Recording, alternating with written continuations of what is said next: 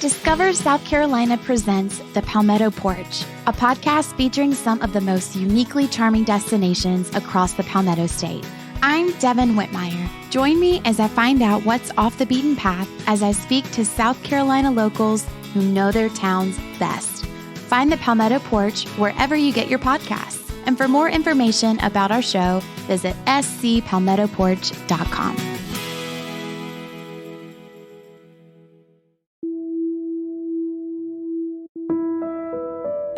Welcome to Find Your Daily Calm, the podcast that helps you unwind and relax. Today, we're honored to have Marc Joseph, also known as Gramps Jeffrey, as our guest. Not only is he a successful author of The Secrets of Retailing, How to Beat Wal-Mart, but he's also written over 100 articles on nonprofit topics, education, and the homeless for the Huffington Post. Today, we're excited to announce that Gramps Jeffrey will be reading a bedtime tale for our listeners. His children's book, I Don't Want to Turn 3, is based on his experiences with his 6 grandchildren and explores the mind of a toddler in a way that parents will appreciate. If you're interested in getting a copy of his book, check out the show notes for more information. Gramps Jeffrey and his wife Cathy live in Scottsdale, Arizona, where they enjoy spending time with their 2 grandchildren. Their other 4 grandchildren live in Austin, Texas, and Orlando, Florida. So, sit back, relax, and let Gramps Jeffrey's soothing storytelling voice help you find your calm.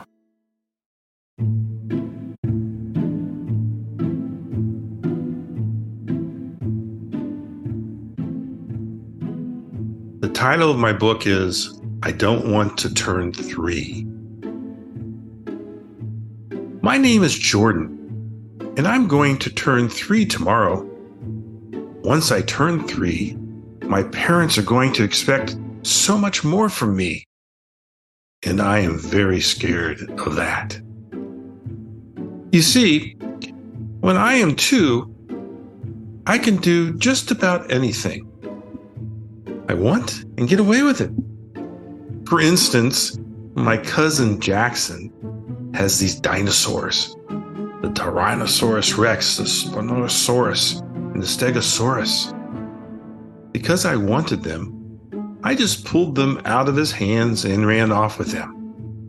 Jackson's mommy told him that because I was just 2, let me keep them.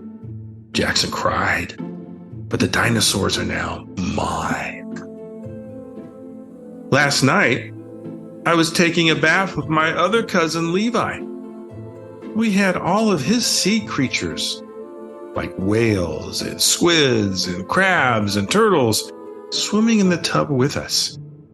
While Levi was getting his hair washed, I grabbed all of his sea creatures and sat on them so no one could see them. When Levi asked where his sea creatures were, I told him they swam down the drain. Levi jumped out of the tub and ran all over the house looking for his sea creatures. While he was running and screaming, I took the sea creatures and hid them underneath my pajamas. To this day, Levi is still looking for his sea creatures, which are now mine, in a big pile with my dinosaurs. This morning, I went to the park with my little 1-year-old brother, Baker. For Baker's first birthday, Daddy had bought him lots of trucks, like a dump truck, a fire truck, and a garbage truck. So like a good big brother, I taught Baker how to roll the trucks back and forth on the sidewalk at the park. He was so happy that I was playing with him, that he had a smile that went from ear to ear. After we got home, he went for his nap, and I snatched up all of his new trucks. Baker is so little, I don't think he will ever remember I took all of his stuff. And now, his trucks are in the same pile as my new dinosaurs and sea creatures. I also have a little 2-year-old girl cousin named Grace. Grace loves baby dolls. She spends almost every waking hour feeding her dolls, dressing her dolls, and combing her dolls' hair. I personally don't like dolls, but because we are cousins and sometimes we are forced to be together since we are only 1 year apart, I have to sit next to Grace and tell her I like her baby dolls, which I really don't.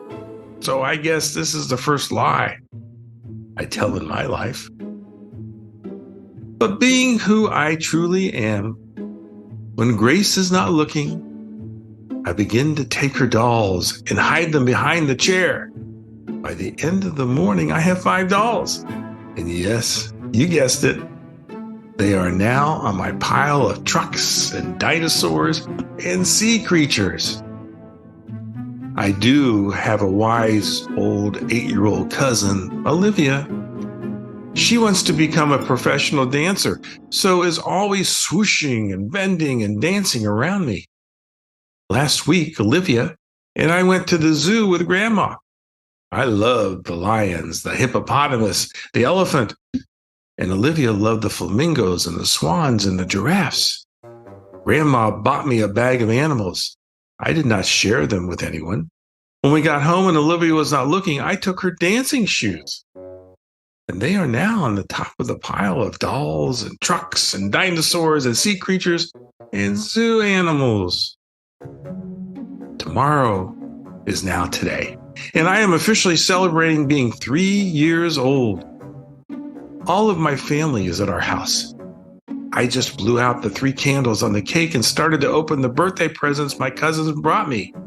Levi's family gave me a bunch of shark toys to include the hammerhead shark, the great white shark, and the tiger shark.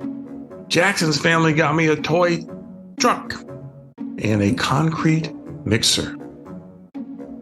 Then, all of a sudden, Olivia screams, "What are my dancing shoes doing in Jordan's room?" The entire family runs to my private bedroom, and Jackson yells, "My dinosaurs!" And Levi shrieks, "My sea creatures!" And Baker bawls, "Truck!" And Grace cries, "My dolls!"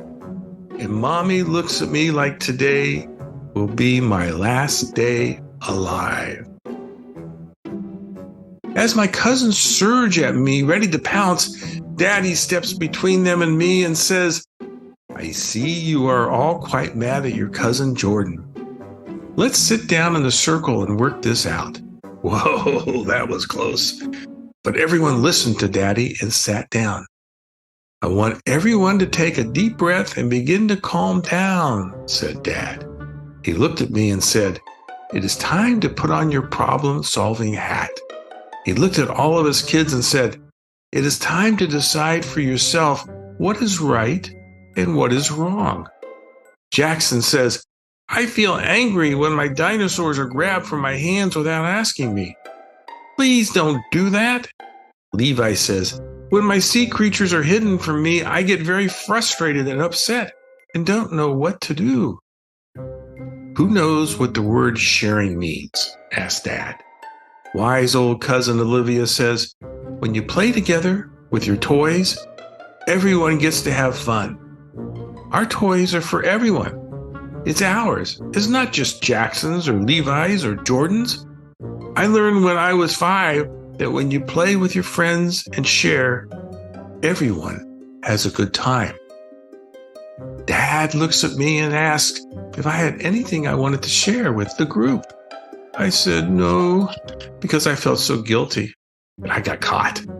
So Dad just stared at me for what seemed like hours and said, "Today, as you turn 3, you must learn what it means to be kind and, as important, fair." Olivia then explained, "I know what we should do. Let's give the entire pile of toys and the toys Jordan just got for his birthday to the homeless shelter kids downtown. My school is having a toy drive to help the less fortunate." The room fell silent. No one really wanted to give up their toys.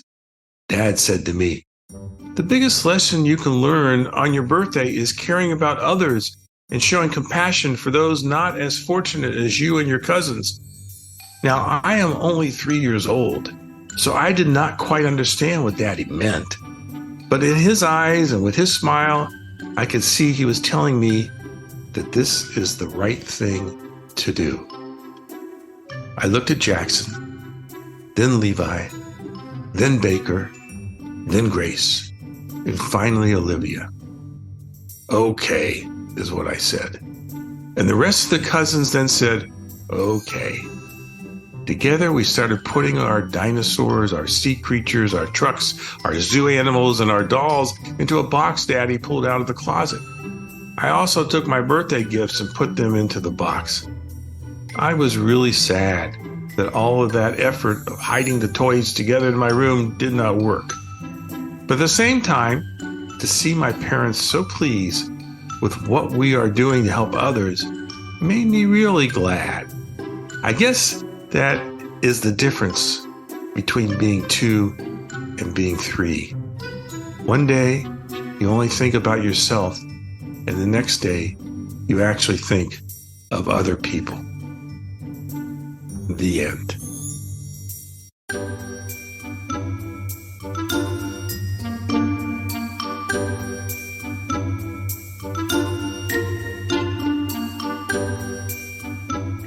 Thank you for joining us on Find Your Daily Calm, where we aim to bring you relaxing and inspiring content to help you unwind.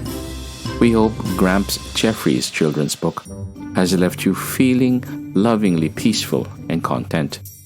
It's always so heartwarming to listen to a real-life loving grandfather share a beautiful story that brings a smile to our faces. Don't forget to check out the show notes for more information on Gramps Jeffrey and his children's book, I Don't Want to Turn 3. We encourage you to share this episode with friends and family who may also appreciate the calming and uplifting nature of this episode as well as this podcast. Join us next time as we continue to bring you more soothing content to help you find your daily calm. Thank you for listening, and until next time, stay relaxed and centered.